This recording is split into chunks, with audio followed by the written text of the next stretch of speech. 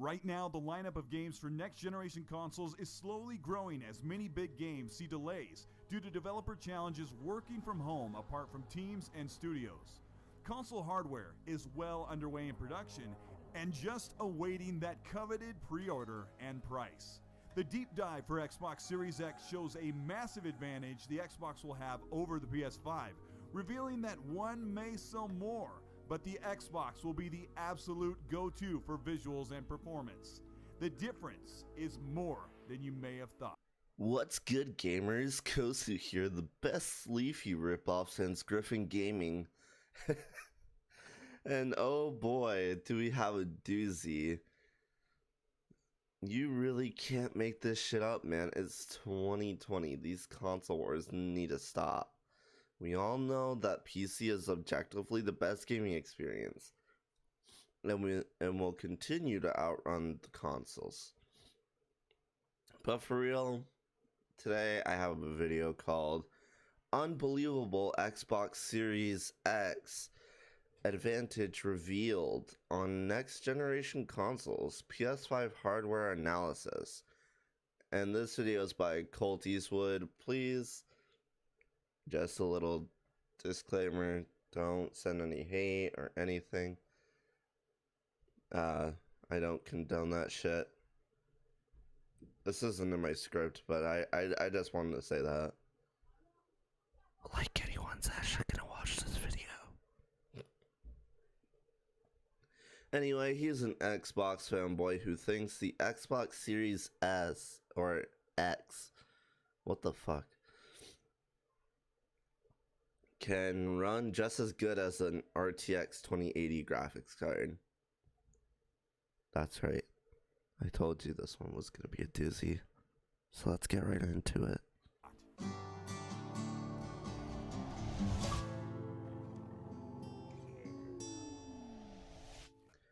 My guy, you can't tell me you aren't an Xbox fanboy when your intro is literally Xbox based. And plus, having Master Chief there wouldn't help your case since Halo isn't an exclusive anymore and is on PC.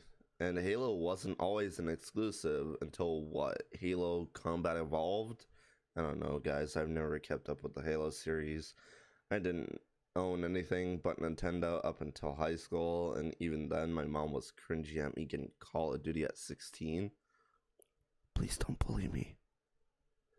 But my point is, Halo isn't even Xbox exclusive anymore, and there's even talk of it going on PlayStation as well. This is Colt Eastwood. Thanks for checking out this video. I'm going to try and keep this short because I've covered a ton of in-depth explanations for the Xbox Series X, but this new information reaffirms what we know while also surprising us with new advantages we didn't think we'd see in comparisons in games for next generation.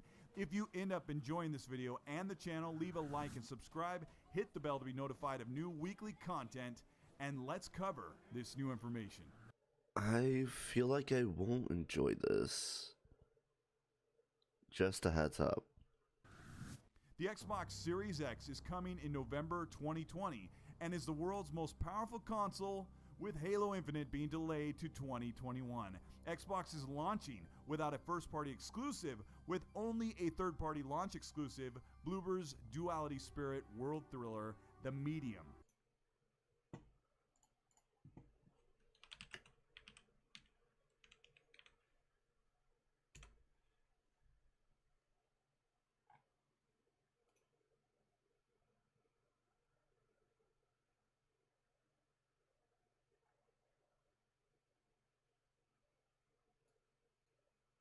Big popular multi-platform titles like Cyberpunk 2077 will look and play best on Xbox Series X.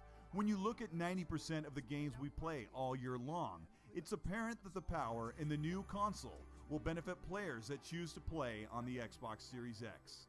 Doubt it.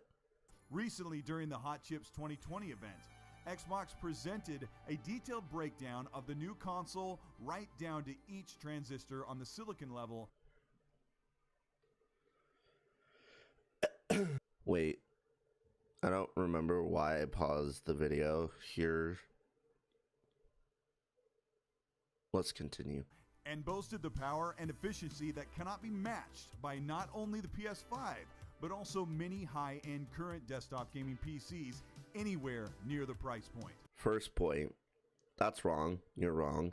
And second point, you said high-end PC. That can mean any price point from $1,000 to, let's say, $3,000. So where's your proof? Also, I can guarantee you that the PC I currently have can still outplay any new console coming to the market. Just putting that out there. We already know and can calculate based on what we know of the hardware in the Xbox Series X that we'll see a near double resolution advantage over the PS5 version of games with even better performance in steady frame rates. The Hot Chips 2020 event shed light on information relating to new next-generation ray tracing on console, a first for AMD hardware. Whoa, whoa, whoa. Did you just say ray tracing is new to AMD hardware?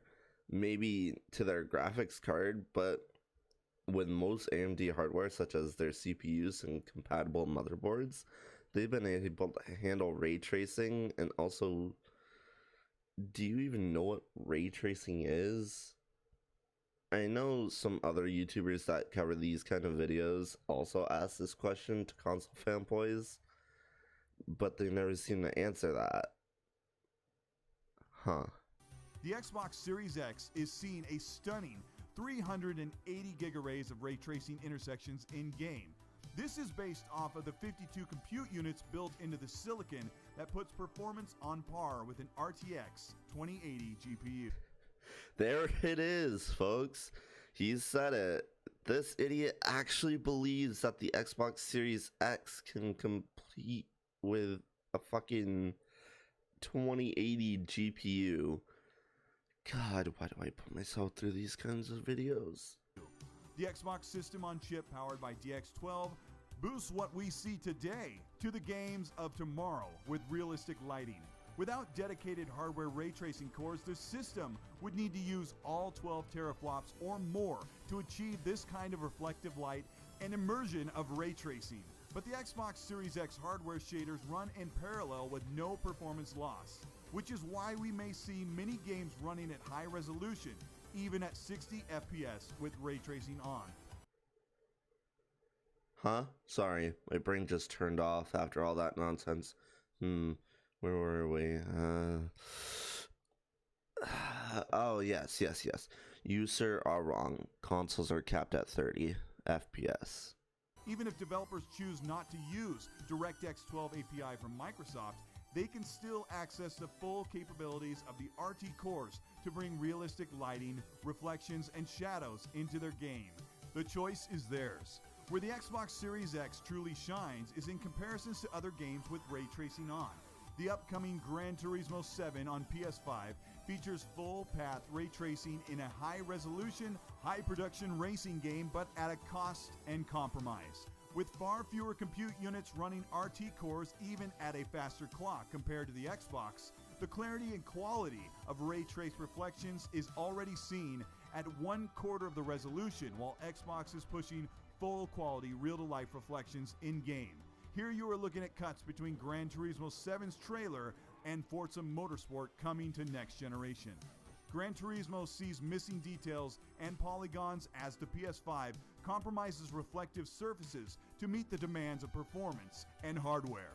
Okay, I have no idea what you're zooming in on here. I have absolutely no idea because I see good graphics at best. And I did watch the PS5 stream that PlayStation did on Twitch those couple months back with a few friends, and I'm not too big into racing games, but I will say that those games looked good for what it's worth. But it would look better on PC than either console. This speaks to the speculation that the PS5 is an RDNA 1 based console remarkably upgraded to RDNA 2 with less capable hardware compared to the Xbox Series consoles. At this time, we still have not received full confirmation of DirectML and VRS, two major RDNA features that handle interpolated resolution scaling to favor performance. The memory bandwidth is also bigger on the Xbox Series X, but slower compared to the PS5. But overall, allocated bandwidth for the Xbox is much better for in-game performance. The rest is allocated to the lightning-fast operating system, which is bolstered by velocity architecture, which makes it possible to jump between 5 different games in about 5 seconds. 5 different games in about 5 seconds? I'm gonna have to mash X to down on this one, my guy, because I hate to break it to you, but the OS or operating system's speed is dependent on how good your hardware is. I mean, just look at the difference between a hard disk drive, a SATA SSD, and an NVMe M.2 SSD on Windows, and load times for games. The load times and boot times get shorter depending on the hardware, and I've tested Windows boot time since I'm on a hard drive. For Windows, it takes about an average of 20 seconds to boot, and if you upgrade to an SSD, whether that be a SATA SSD or an M.2 drive, that boot time will get shorter. But for boot times for games, I can boot Skyrim in about 2 to 5 seconds on my hard drive alone. Imagine all that power you're talking about for the Xbox and compare that to a high-end PC. And it will seem like PC is light years ahead of the Xbox, because in all honesty, it is. In short, the Xbox can do more at the same time, which gives it a major advantage in gaming and more over the competition. The Xbox Series X is already well over 18% more powerful than the PS5 with VRS and DirectML. These are efficiency APIs, and with them the advantage can soar to nearly 30% at the low end to almost 50%, which translates to seeing well over double the pixel count, quality, and clarity at 60 FPS up to 120 FPS. I highly doubt that Xbox will be able to push out 120 FPS. All of this is coming November for a reported $500 or less price point, with some expecting Microsoft to dissolve some costs for the market placement at $400.